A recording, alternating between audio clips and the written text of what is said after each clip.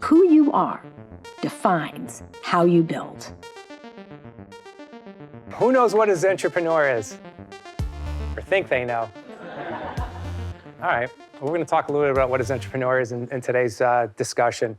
I want to open up with a little bit of a monologue here and let you know that we're society and humanity is at a really interesting cusp or precipice of it's clear that we're not on a path of sustainability. And we're going to go in one of either two directions, either down the path of, as Dr. Richard Leakey wrote in his book, The Sixth Extinction, or we're going to completely reinvent every paradigm and move the world in an entirely new direction, big paradigm shift. So we're going to talk about some really, really big concepts today.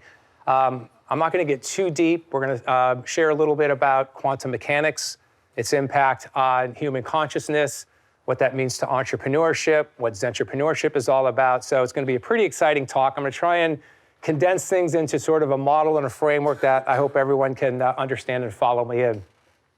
So let me expound a little bit more on my career, because I do think it has a lot of context for today's talk. And I've always considered myself a restless soul. How many restless souls do we have out there? Yeah, so always striving, altruistic, wanting better humanity, better myself, striving for goals. And this career story, I think, matches what the restless soul finds the Zentrepreneur. So a little bit of background. I started out with a very Catholic-heavy upbringing. And there were some really good lessons that I learned there. Probably the most principled one was really all about a higher power and caring about others. Having said that, the downside of that was I, being a restless spirit, really rejected the dogma of organized religion. And the Catholic faith in particular talked about this concept of original sin.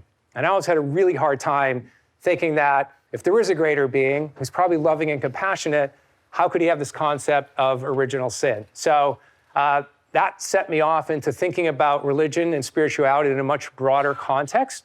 And that sort of started me on that path. In seventh grade, I had a teacher, Mrs. Finnegan. And I think what was happening is I was probably falling into a little bit of trouble and probably hanging around with the wrong kinds of kids and wanting to be cool and do what they did. And she pulled me aside and said, hey, I have a book for you. It's called The Nonconformist. And it was a really interesting set point in my life, which said, hey, you don't have to follow everyone else. It's not about being cool. It's finding who you are, who you're meant to be, and what your journey was. And it's interesting that at 57 years old, I haven't forgotten that book and what that did for my life. So the Entrepreneur lesson there, and I'm going to talk a lot about this during my talk today, it's really all about creating your own path. It's easy to follow in someone else's path. Society's heavily geared towards what I call a status quo set of structures that benefit very few. So the machine of capitalism, the social issues that we're tackling, all of that just trickles up to the top 1%. There's something like really wrong with that structure, right? And if you continue to follow down that path, you're just going to be a cog in that large machine. College was a period of questioning everything. Most of you, I think I see a lot of young faces out there in college. It's a really amazing time in your life. And those that have gone to college probably have very fond memories of that experience in there. So without going into the decadent, gory details, the lesson that I walked away with that making compromise or composing of this sort of Zentrepreneur philosophy was this concept of really thinking differently and thinking about who I am, where I want to go, and not just like, oh, I have to take this computer science class, I've got to hang out with this people, I wrestled in college, and really started to gain this concept of becoming more consciously aware of thinking differently. And then started my career in a technical track. I moved into product management. The inside joke that I say, what do they do with the mediocre programmers? They make them product managers. So, but the Z lesson there was really all about, Steve Jobs talks about this, it's a little bit of a cliche, but it really is all about finding your own passion. And lots of times you may not know what it is today, you may not know what it is tomorrow, but are you on that path? Are you searching for that? Because once you find that, the world completely changes for you. And then had the opportunity to do something really extraordinary. I'd never been an entrepreneur. I was running $1 billion software business, and I became very disenchanted with the corporate strategy. And then myself and a kindred spirit left to start a company. And we had the vision to be the world's largest web development company. This was back in 1995. I'd never run a professional services company. I'd never been an entrepreneur. I never raised a penny. And 4 years later, we created a company of 5,000 employees operating in 17 countries around the world. We were serving half the Fortune 500, doing the most amazing state-of-the-art web development work at that time. We were going through this entire transition from an industrial revolution to a digital economy, and had a successful IPO at the end of 1997. And it was perhaps one of the most amazing learning experiences of my time. And what I learned at that lesson was really more about what not to do. So what you find is that the one thing that you can never get back in your life is time. So if you smash your car, you can get a new car. If you get a hole in your jeans, you can get new jeans, or most people like the holy jeans now today, so you don't even have to do that. But most material things are all replaceable in life. Time is not replaceable in life. And starting to think that through, no matter how much work is done in human longevity, this body that you inherit right now today has a beginning and a middle and an end. And the time that you have is incredibly precious. Not to get into a morbid conversation, but the focus here should be, am I using my time wisely? Am I spending on things that I really enjoy? Am I growing as a human being? Am I contributing to society? And that started the framework of having a million things to do with a startup, got me really more focused on life with like, what's really important? What shouldn't I be doing? Because you can't do everything. And you want to focus on those things that's going to make the mark that you want on society and create the kind of person that you want to create. At 10 Change, started an incubator. That was the vogue thing to do at that time, back in 1999. And it was there where I had some of my first pretty big failures and had the opportunity to learn a really great lesson in humility and what that was all about. And part of, I think, the challenge here in Silicon Valley is that wealth does some interesting things, especially early on in your life and when you never had that. And if I were honest with myself, it would be pretty self-absorbed. I would say really lacking in self-awareness, and also just really focused on being, fairly selfish and with a really high ego. Oh my God, I started this company, I've created all this wealth for myself. And it took that opportunity to go and actually experience some failures, raise some money for a startup, have that fail, have to sit down and tell your employees that the company can no longer be a growing concern. Having that call with your investors that, I'm sorry, I'm not going to be able to return any of your money.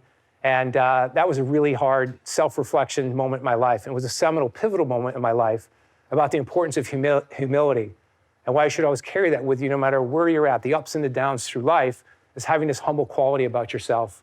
And then had the opportunity to join a nonprofit board of directors in 2007 with the famous Dr. Richard Leakey. And he's quite an extraordinary individual. I discovered the Lucy fossil, and he wrote a book called The Sixth Extinction. And he really opened up my eyes to climate change. And unfortunately, everything that he's predicted is coming true. Deforestation, dead zones in our ocean. I mean, the list goes on and on. I'm going to talk more about that. But that was another seminal set point in my life and really opened up my eyes to, we're really on an unsustainable path right now. And it really is, it's unconscionable to sit here and know what problems that we're creating, that we don't even understand, one order of magnitude how large this is going to be, and leaving this for future generations to come. That's a hard pill to swallow. It really, really is. And the fact that we're allowing the power structure of a status quo society drive that agenda. Why aren't we fixing that? I was talking to Matt just about Puerto Rico. Why is that place still effed up?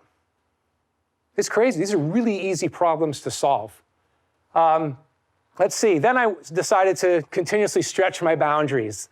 I was kind of retired for a while. I never golfed. I was a terrible golfer.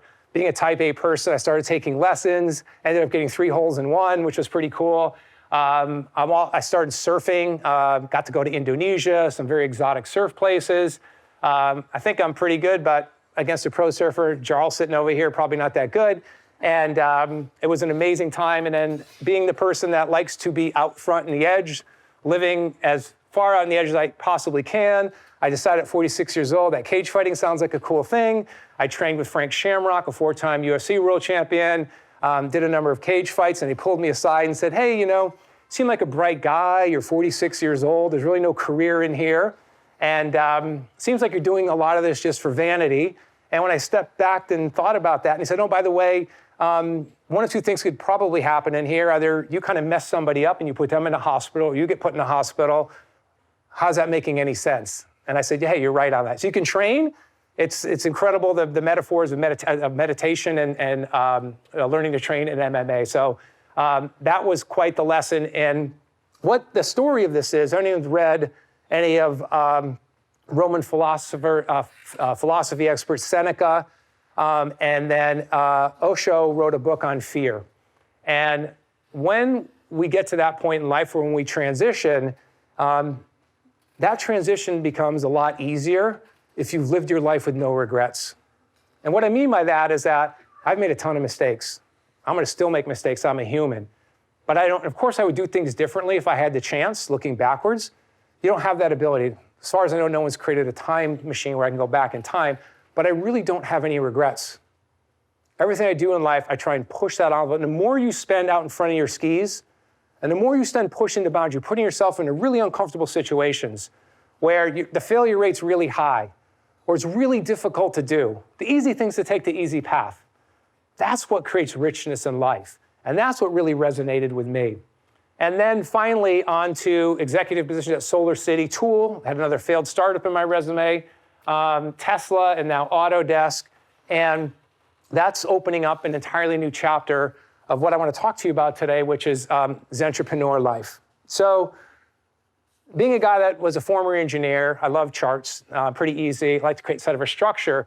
But the way I want to frame this conversation today is to think about your reality, your world, where you're going in life on 3 dimensions. So one of those is this aspect called consciousness.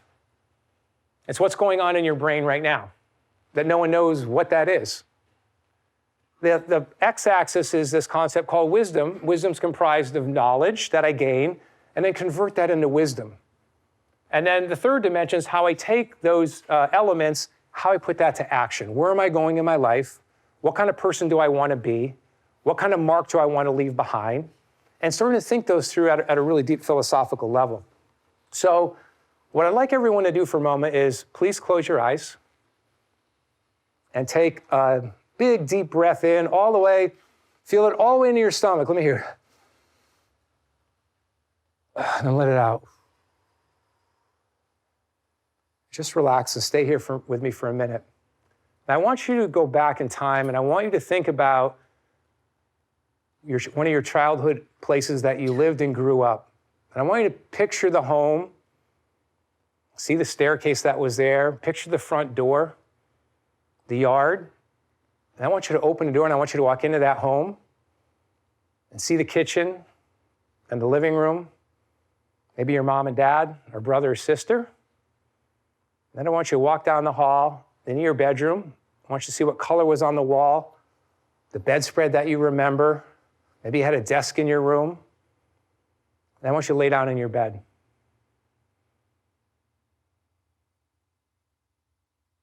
Now I want you to open up your eyes. My guess is that was a really vivid memory in your brain. It was probably a long time ago.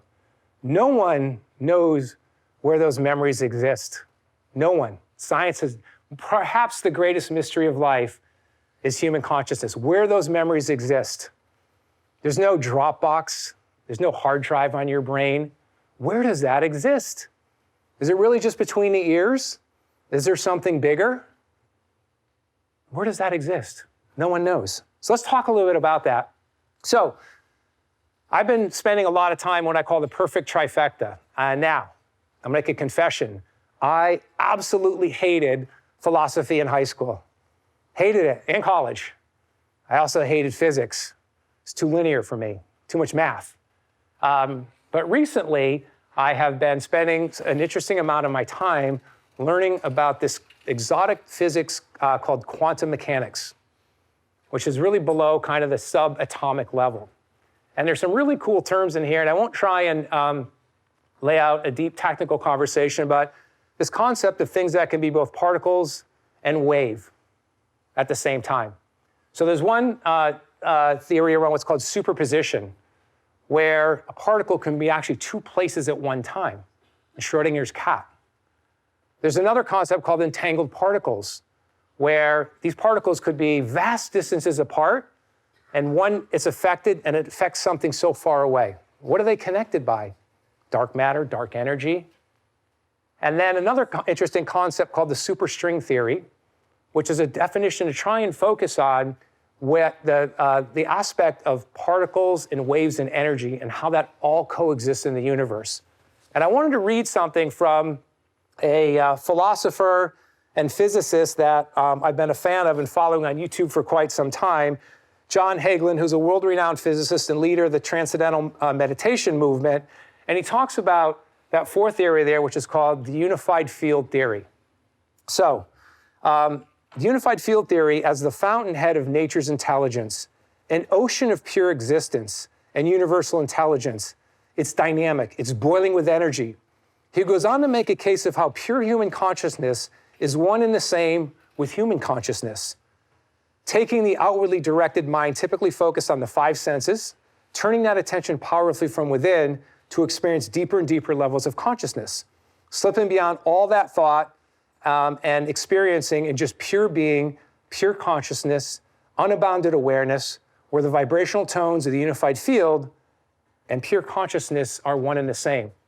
These are really crazy, far out, exotic areas of study and a study field going on. Is your consciousness connected to a unified field? It's fascinating. And I take that a little bit step further. I should actually mention one more other interesting experience. So in the 80s, John is the head of David Lynch's Transcendental Meditation organization. There's about 44 million followers today. And he brought several hundred of his followers to Washington, D.C. when it was the murder capital of the world.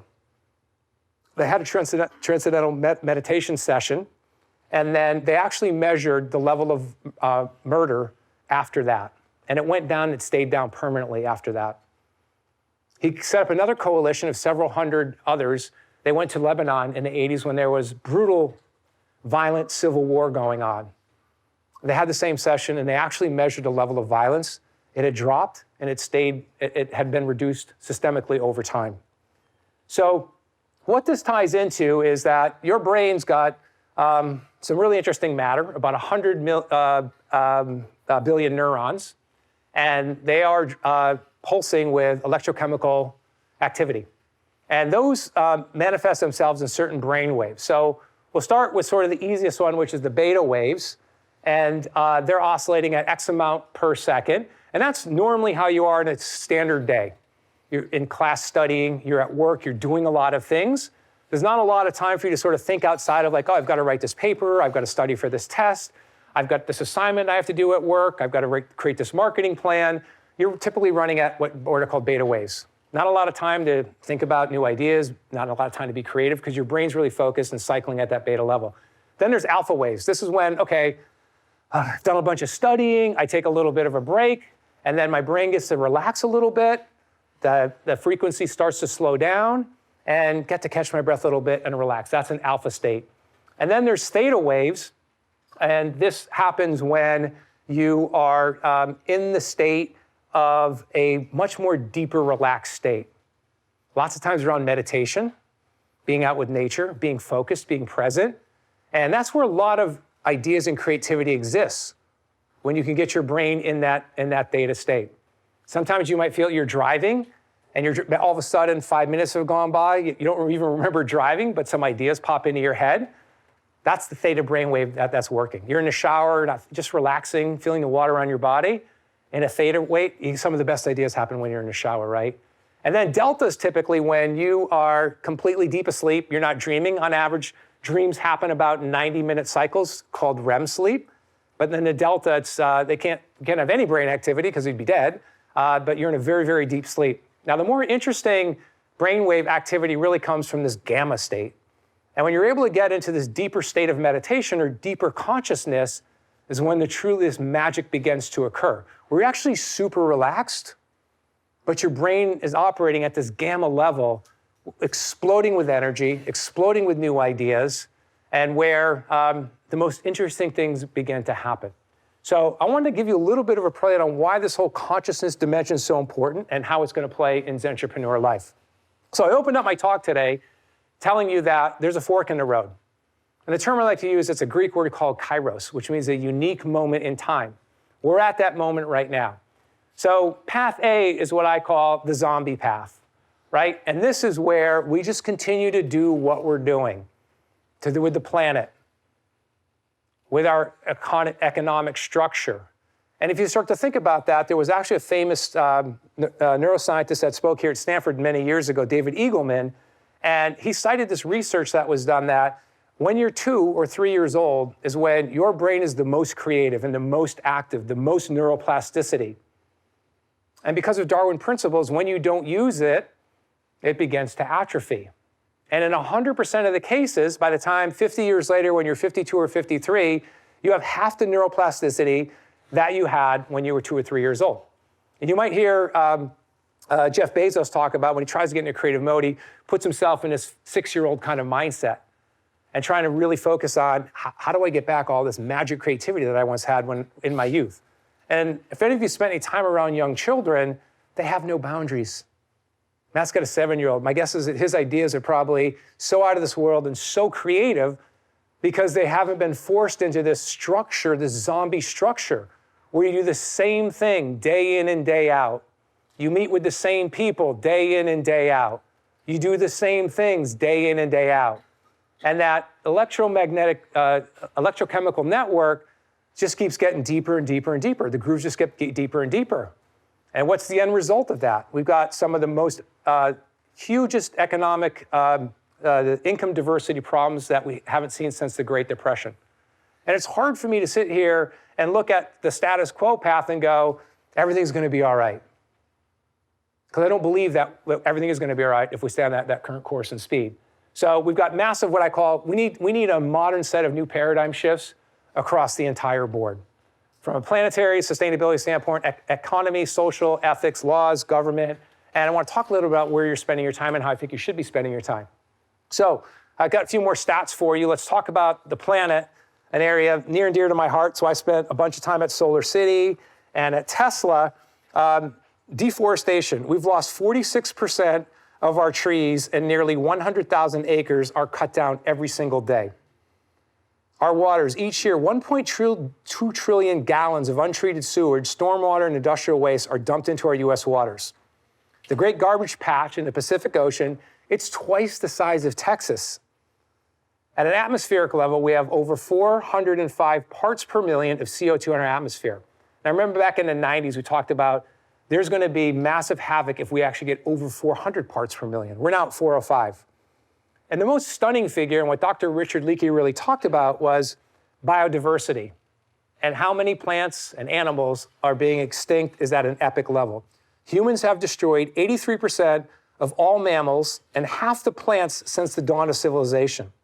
It would take 5 to 7 million years for the natural world to recover. 1 million species now face extinction within decades, a rate of destruction tens to hundreds of times higher than the average over the past 10 million years. 10 million years. How's that sustainable? Population growth continues to expand. Globalization continues at an epic rate. Our biodiversity is being reduced at alarming rates. And the power structure of what I call the zombie or the status quo continues to chug along. Wall Street, if you have investments in stocks, I guarantee you the billionaires are out way before any kind of market crash. Who ends up picking up the tab on that? You do. Mainstream America does. Economy. We have a massive income inequality problem here. So you can look going back to 1963 and now fast forward into 2016, and you can see a pretty disparate chart here. And as I said earlier in my talk, this disparity hasn't existed since the Great Depression. And I'm not here touting socialism. I actually don't believe in any of those labels. I don't believe in conservatism. I don't believe in liberalism. I believe in being you and being me and being human beings and focusing on how we change the world together. and tackle things without being divided and labeled this or that. Because I do think that there are some aspects of what we have that are good and great and can move forward in the 21st century, and certainly a lot of challenges that we have that need to be addressed. And I had one other stat, which was consumer debt has risen to $4 trillion from a mere couple $100 billion just 50 years ago. So in addition to this, the problem's exacerbated because now we've got massive consumer debt. Some of the social issues that we have in front of us are rapid population growth. Maybe we'll top out, maybe I think 2050, 10 billion is the current prediction. We'll see if that happens. Growing inequality, a real problem with aging population, rising healthcare costs, global and religious conflicts, poverty that still exists today, which just seems crazy in the 21st century with the wealth that society has created, that people are dying because they can't have clean drinking water and can't have a roof over their head and can't get a basic meal every day. And certainly at the energy level, the fact that we still drill, baby, drill, it's nothing short of disgusting. When these people that are working in a coal mine could literally go and work and putting solar up. There's so many new alternatives, so much more innovation that we could solve these problems. Ethics laws in government. Is there an ethical company out there? Look what these companies do with your data. They're just focused on a couple things. Growth. They don't care how they get there. Wall Street pushes them to grow. And they're focused on their balance sheet, right? What does my balance sheet look like? What does my income statement look like and my metrics versus what are we doing to society? How do we tackle some of the challenges that we have? Criminal justice reform, huge area. Gerrymandering, the fact that undercuts and undermines our democratic systems. And I would ask, like, does the government work? Just yesterday or the other day, President Trump's former chief of staff, John Kelly, has taken a board position for a venture capital firm in Washington, D.C. that is heading up the largest child migration center. Is that a good use of capital? These are our leaders. And lastly, the most important resource that you have that I talked about at the beginning of this presentation, that's your time. That's all you have at the end of the day. Where are you spending it? Well, the zombie people are spending it, well, most people, a third of it is sleeping, on average 47 hours a week. So sleeping and working, that's basically 2/3 of your life are gone right there. So that means that the time you're not sleeping or working should be really focused on activities and things that you're passionate about, excited about, things that you can do to really change the world, the kind of mark that you want to leave on society. We spend 24 hours a week online, Instagram, Snapchat, 5 hours a day consuming media. Good Lord, what's happened to journalism today? And the garbage you get from all of the 24/7 cable news networks. What's left of your time? So, where am I going with all of this? What I'll call is the beginning of a conversation around some of these amazing challenges that we have and how to overcome them. And I will say that aside from painting probably a really bleak, depressing picture, I've never been more optimistic in my life than I am today. And having had the chance now, I'm at my 9th year teaching here at Stanford, and the Centripreneur Life philosophy, a lot of it was born here at Stanford University. Because when I get to interact with the most amazing students in the world, it's a window into the future. How you think about the world, the kind of people that you want to become, the things that are important to you, where you want to focus your time and energy. And I will be so bold as to say that is the most advanced human consciousness generation of all time, of all history. And where this really rang true for me was during the horrific Parkland Land shooting, and to literally see 16 and 17-year-old high school kids go on CNN and be so articulate about gun issue. Unlike any politician who's sitting in their office gerrymandering. And where did that come from? Where did your intellect come from? I have to think that the internet, its pros and cons, have a lot to do with bringing incredible knowledge to you, incredible insights to you, maybe some of the upbringing that you've had. but you're thinking about the world like no other generation. It's incredibly refreshing to see, and it gives me extraordinary hope that this movement and this opportunity that we have is going to be extraordinary. Perhaps the greatest creative movement in the history of humanity. That's how excited I am and how optimistic I am on the future. And the challenge that I have together is that how do we literally reinvent every paradigm? Instead of sitting back and allowing a structure and system to benefit few, we just have to reverse the pyramid. Not that hard. There's a bunch of smart people in this room, but it's a great opportunity that how do we basically completely reinvent the paradigm across the board? How do we shift our thinking? Right? And I'm going to introduce this concept called Centripreneur Life set of principles that, again, begin that conversation. And as I said earlier, if I could leave you with one message, it's this concept of living with absolutely no regrets.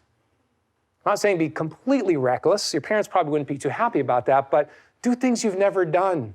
Meet people you've never met. Travel when you can. Create much broader open networks. The world is literally yours. You have infinite power. You have infinite creativity. You're just not using it. And would invite you to join a movement with me. So instead of reading off the 21 principles, which, as I said, has largely been generated through the Stanford student body that I've had the opportunity to interact with, it also is a reflection of looking at how some of the brightest entrepreneurs of all time have led their companies. What goes on in their consciousness. So it's this blend, and then the third leg to the stool would be your brand of spirituality. Mine happens to be around Zen, Buddhism, I believe in that, but I've got deep Christian background. I think all religions have a lot to offer, but there's this part of spirituality element that also is blended into this concept. So let me have the video tell the story. Earth. Home. For decades, mankind has achieved wonders on this planet. We've terraformed the land, built cities in the desert, and islands out of sand. Yet at the same time, our forests are burning, glaciers melting, and lakes drying up. Our lives have been threatened by our very own creation. But we are the next generation. We can change our trajectory and course correct what's been done by past generations to create a better future. Centripreneur Life is a philosophy to spark change. It offers a roadmap to tapping into your infinite creative power through the following 21 principles. Believe in something greater than yourself. Live in gratitude. Strive to make the world a better place. Believe in infinite possibilities. Be transparent. Be kind. Give more. Lead by example. Be bright. Share positivity. Have faith that you will succeed no matter the circumstances. Be present. Continually strive for personal growth. Spend time in nature. Listen. Live in pursuit of perfecting your craft. Can Watson come back thing? I think that's Pat. He could be. Have a dedication to defining your own path. Build open networks. Make your own opportunities. Fuel your mind, body, and spirit with healthy nutrients. Know the real prize is the journey. Don't take life too seriously. Laugh, sing, and dance more. Be willing to explore your edges. We choose to go to the moon. We choose to go to the moon in this decade and do the other things, not because they are easy, but because they are hard. Yesterday, we terraformed the land, built cities in the desert, and islands out of sand. Tomorrow, well, we have a better plan.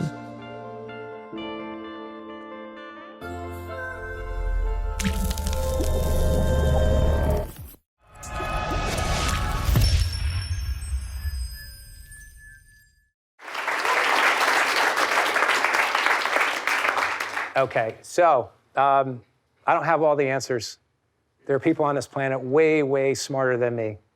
What I do want to do, though, is begin a conversation. I want to find some kindred spirits. I want to find some difference makers that want to completely reinvent our planet, completely reinvent these broken paradigms that we have. It's a huge, audacious goal. And as morbid as the picture might sound, where there are big challenges, that's where big opportunities exist. And it's an amazing time to be alive right now. It's an amazing time to be who you are, where you're at in this lifetime, and you truly have the power to really do anything that you set your mind to. And as a matter of fact, one of those principles about infinite possibilities and seeing no boundaries, it reminds me of the times when I had the opportunity to be in a meeting with Elon Musk. And there were virtually no boundaries in his thinking, none whatsoever. Who would have thought that you could have built a company that would go and completely reinvent the automotive industry and build a company that could completely reinvent the energy paradigm? That's all possible. And that's just the start. That's just the tip of the iceberg. I guarantee you there's hundreds of millions of Elon Musks out there, probably several sitting in this room right here today. You just need the courage and the conviction to take that step forward. And ultimately, as I said earlier, we're mortal, and all you have left when you leave this planet and this human body is what you've done. You don't leave with your car, you don't leave with your house, you don't leave with the clothes on your back. And I would challenge you all to think about what kind of indelible mark do you want to leave at this moment in time. So, the zombie path, I call that the path of many. That's the easy path. That's the path that everyone goes on. I would challenge you all to three things. Imagine what others can't. You all have the power.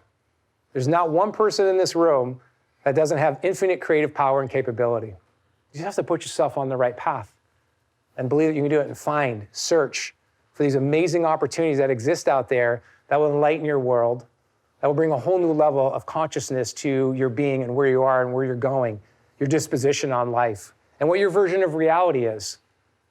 Secondly, do what others won't. Take on the hard things. That's where the magic of life is. That's where the spirit of life is. It's easy to take the easy job. It's easy to be lazy. The hard, difficult challenge is to do the other things that others don't. And lastly, lead like others don't. And what an amazing institution here, and a group of people that have this incredible intellect and this opportunity in life that virtually anyone and everyone that wants to be a leader can truly be a leader going forward. So let me finish up, since I'm going to come back to a little bit of my programmer mind here with a fancy little chart, and hopefully my talk today gave you a little bit more context for what these dimensions are all about. And I would challenge you all to expand your human consciousness. There's infinite ways that you can do that. It might start with meditation. Might start with meeting new people. Think about that brainwave chart that I showed and how to get more out of the beta mode, which nothing good happens there other than health issues and problems when you're stressed out, worried about this or worried about that. That's just the reality that you're creating for yourself. And we all have challenges in life. Absolutely do. Some are more challenging than others. But you can choose to let that dominate your life. You can choose to let that impact your reality, or you can shift your mind to an entirely different mode.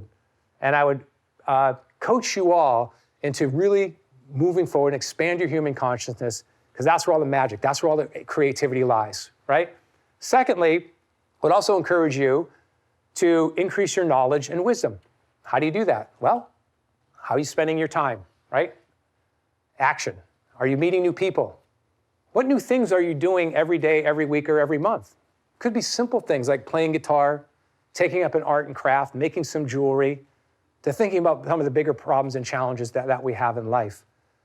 But really focus on versus Snapchat, social media, LinkedIn, same thing, day in and day out. You're just in a groove. You're going nowhere in life. Think bigger, think broader, because there are no boundaries. The only boundaries you have are what you are physically imposing on yourself. It's all mindset at the end of the day. So I want you all to expand in the wisdom category. And lastly, as you think about those two dimensions, where are you going to spend your actions? It's almost like body, mind, spirit. Are you going to be going through the same motions? Get some trips that are planned, some new people that you can meet, some new people that you can have coffee with? Because again, the only restrictions, the only boundaries are the ones that you've all placed on yourself. There are none. I'd love for you to think about some of the concepts I laid out today, some a little bit technical in the area of quantum mechanics, but the point that I was really trying to make was there's actually a really interesting link happening now between science and human consciousness and spirituality, where it exists, where it's all going, this infinite power that you can tap into. And what's amazing is that I'll bet you don't know, the Milky Way galaxy today is traveling at over 1 million miles an hour through the universe. And we're sitting here, right here at Stanford University. Just think about the concept of that for a moment. So, this is what inspires me. Future generations to come. That's what drives me to do the things that I do, to be so gifted, have an incredible opportunity here to teach at Stanford University, to give back, to give more than you take. And I do care about future generations to come. It does bother me that I could be doing more to solve some challenges, maintain biodiversity, some of the planetary issues that we have, social issues that we have. And I think everyone has an ethical and moral responsibility to create a planet and leave a planet that's better than what you inherited. And as I said today, I could never be more excited. I believe that the opportunity is nothing like I've ever seen in my lifetime, and the future is completely yours. The possibilities are absolutely infinite. Any questions? Yeah. Comments? Yes. Yeah, take one or two. How do Yeah. we know what we are going to do will be better than? How do we know what? How do we know what we are going to do would not create new problems? How do we know what we're going to do without creating new problems? Well, here's what I'm going to tell you. You are absolutely going to create some new problems with what you do, no matter what. But what I would tell you is that the slight problems, if you're pure of heart and focused on doing the right thing, that will end up correcting itself. And what I mean by that is, so let me give you an example. I watched this movie about the Eagles documentary. And when Glenn Fry was living upstairs at Jackson Browne, and when Jackson Browne started to write a song, he literally would practice the same verse over and over again. And it was driving Glenn Fry crazy. He didn't know how to write music. And he kept practicing and practicing and playing. And the first iterations of it were absolutely terrible, created a lot of mistakes. Over time, it got better and better.